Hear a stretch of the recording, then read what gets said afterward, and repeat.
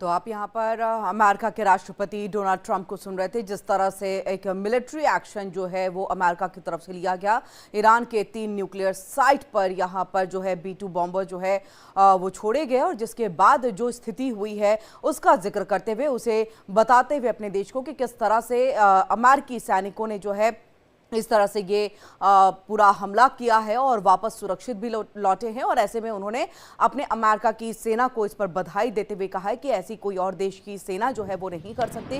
और ऐसे में देखिए, यहाँ पर ईरान को इससे पहले जो है कई बार डोनाल्ड ट्रंप की तरफ से चेतावनी दे दी गई थी। ये कहा गया था कि बिना किसी शर्त के जो है सरेंडर कर दे ईरान, लेकिन ईरान उस पर हामी नहीं भरता है, उस पर वो राजी नहीं होता है। और लगातार इजराइल और ईरान के बीच में युद्ध का जो दौर था वो चल रहा था।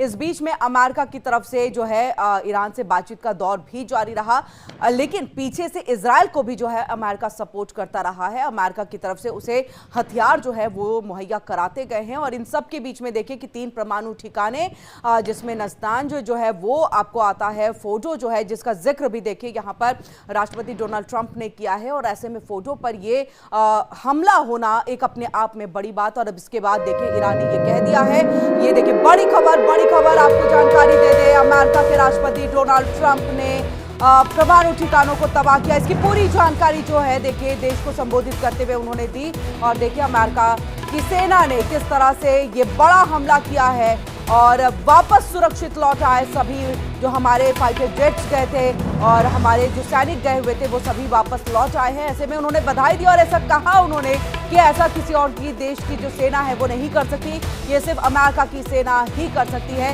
तो अमेरिकी सेना को बधाई देते हुए राष्ट्रपति डोनाल्ड ट्रंप, और इसी के साथ उन्होंने एक बार फिर से ये कहा कि ठीक है, अब हमने ये परमाणु ठिकानों को तबाह कर दिया, लेकिन अब शांति होनी चाहिए, अब इसके आगे जो है युद्ध नहीं होना चाहिए। तो क्या ये एक तरह से सांकेतिक हमला जो है वो अमेरिका की तरफ से ईरान पर किया गया है कि ये सिर्फ हम आपको सांकेतिक तौर पर बता रहे हैं कि अमेरिका क्या कर सकता है? इससे पहले भी देखिए